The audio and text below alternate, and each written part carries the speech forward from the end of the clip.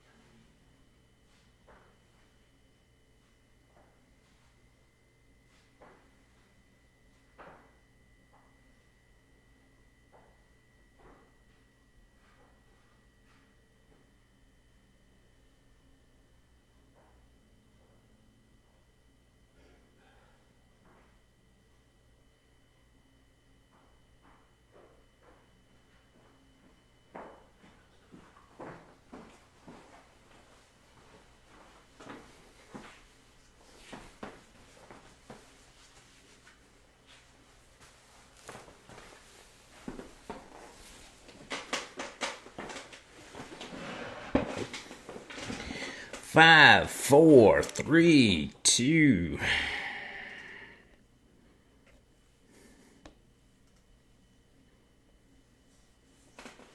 Hey everybody, Trainer Joe here. Welcome to Facebook Live. Thanks for tuning in. I really appreciate it. Well, as I thought about this topic, I thought, okay, here we go. Not everybody's going to be happy. That's just kind of the way it works.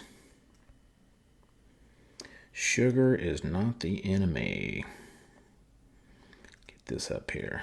There we are. Okay. Or is it? Do you think sugar's the enemy? Is there anything worse than sugar? There's lots of research, lots of talk, lots of discussion about how horrible sugar is. Valerie, good to see you. Billy, Deborah, Debbie. Loves hearing the talks. Thank you. Debbie, it said she's down 56 pounds. Yay. Yeah, that's yay. Beth, how much are you down? Put your number up there too. That's fun. Appreciate y'all tuning in. So, some would say that sugar is more addictive than cocaine. There have been some studies with rats that showed they chose the sugar over cocaine. The majority of them did. Sugar is blamed for everything from acne to belly fat to cancer to mood swings. Is it really the problem? Is it anywhere near the problem that many say it is? And when people are talking about sugar, are they talking about people just taking spoonfuls of sugar? Where are we getting our sugar from as we talk about this? I'm only halfway in the video. Thank you. I am, aren't I? Thank you, Megan. Let's get me in the video. Let's get me all the way in the video. Hey, Deborah, good to see you too. How about now? All right, thank you. Appreciate that. We're all among friends here.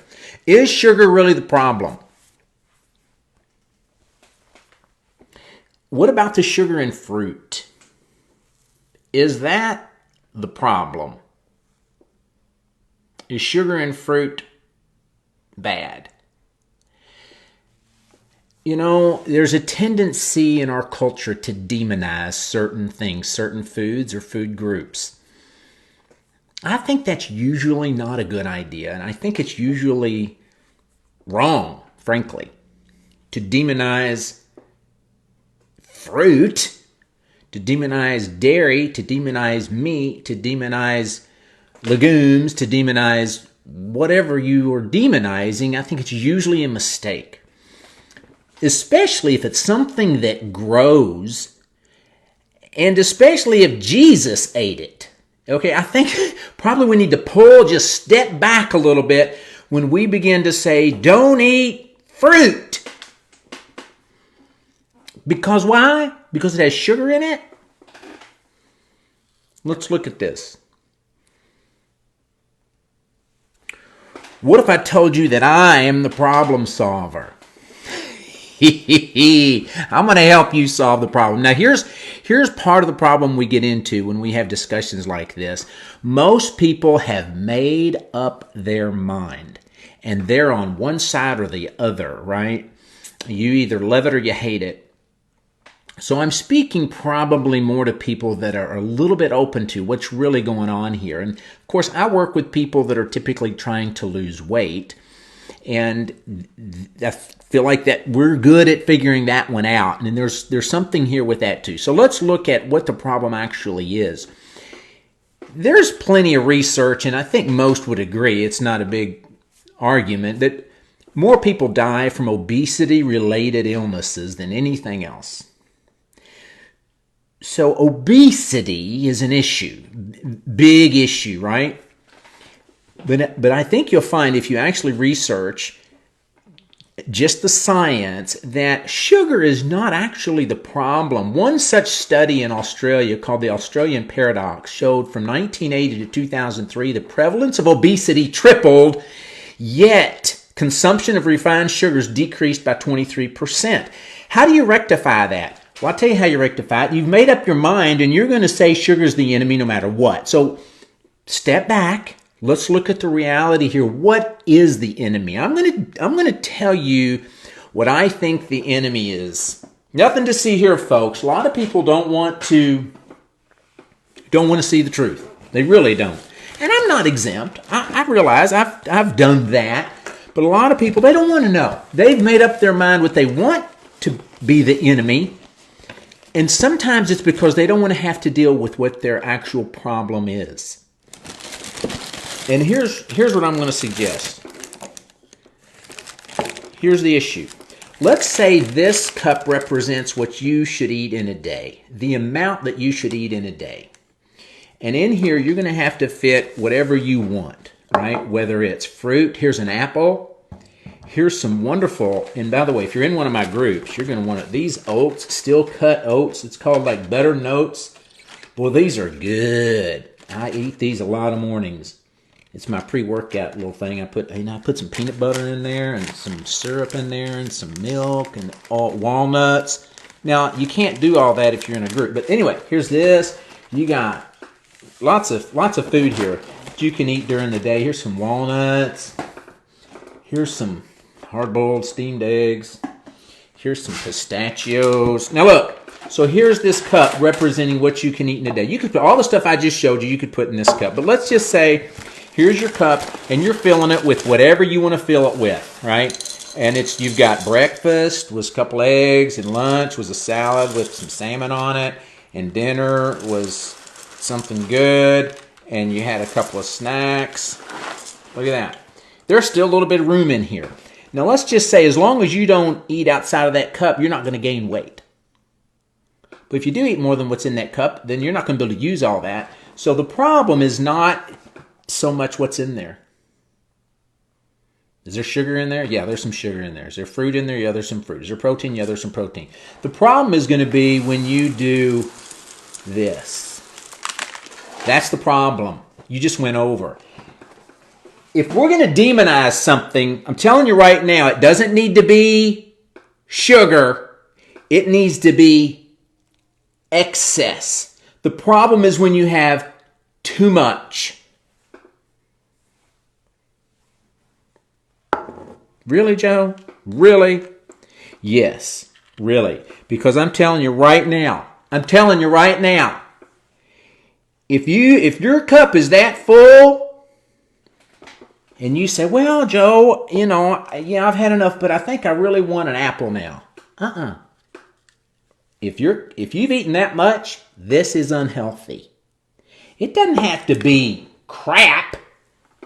I got some crap over here. You might say, oh, well, this thing here is unhealthy. Well, if this was already in your cup and it made your cup full, okay, that's not going to be a problem for you if it fit in your cup. When sugar's a problem is when you've already had enough and you have some more. But what a lot of people do, they'll drink a Coke after they've already had all the calories they need in a day. Or, let's say you have a Coke and a Coke is starting to fill up your cup. By dinner time, your cup is full because you had a Coke in there. And then you say, well, now it's time to eat something healthy. No, it's not, because anything you eat now will not be healthy. Once you've had enough to eat, nothing's healthy because you're over-consuming. Sugar's not the problem. Excessive calories are the problem. And if you're eating a lot of sugar, it's easier to have excessive calories.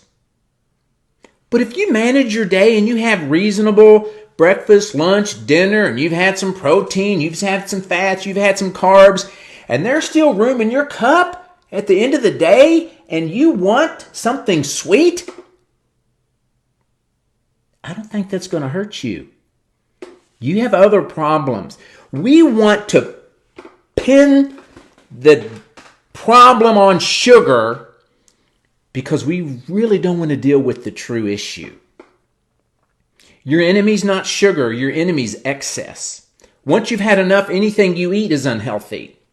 I've talked to people that are trying to gain weight. What are you going to suggest they eat if they're trying to gain weight? Kale? If they're underweight, they're malnourished, they're undernourished, whatever you can get down, you need to eat. And I was talking to one guy, he was unhealthily thin. I was giving him some tips on what to eat. And I said, man, throw some almond butter on there. And I saw him a few days later, he said, well, I had some almonds, but I really didn't want almond butter. And I was like, why not? He's thinking in ways that don't make sense. You need to eat whatever you can eat when somebody hasn't enough to eat. Tell me what's healthier. An orange, walnuts, or a piece of chicken? What's healthier? Well, don't eat an orange. It has sugar in it. Well, what if you're lacking vitamin C? What if you're on the verge of getting scurvy? Are you worried about the sugar in the orange? Guys, we major on the minors to a fault, to the point that we have tons of obesity going on, people sick and dying, and we want to blame sugar when the actual problem is I'm trying to fill a problem, I'm trying to fill an issue, I'm trying to fill a void with anything that's food. I remember checking out at a grocery one time, and I had some of this organic Dave's bread, and this girl checking me out, she said, oh, I love a couple of pieces of organic bread with some organic jelly on it at night. I don't care if it's organic. Girl, if your cup was full before you sat down, nothing's healthy. I don't care if it's organic bread. I don't care if it's tofu or kale. You shouldn't be eating. But what we tend to do is we justify eating. Well, I'm going to eat something good. You know what you need? To not eat. If you're overweight, Are you overweight? If you're not overweight, you probably don't need to worry as much about things that somebody that's overweight does when it comes to calorie-dense foods. And sugar makes something more calorie-dense. But let's not blame the things that we shouldn't blame. You know what a lot of people need? They need sunshine. They need exercise. They need sleep. They need to reduce their stress. They need peace in their life. They need friends. They need prayer. But instead, they're eating something. I don't care if it's oats or sugar or a Coke or an orange. They didn't need any of that. They needed something else, but they're trying to satisfy it with food. You didn't need food.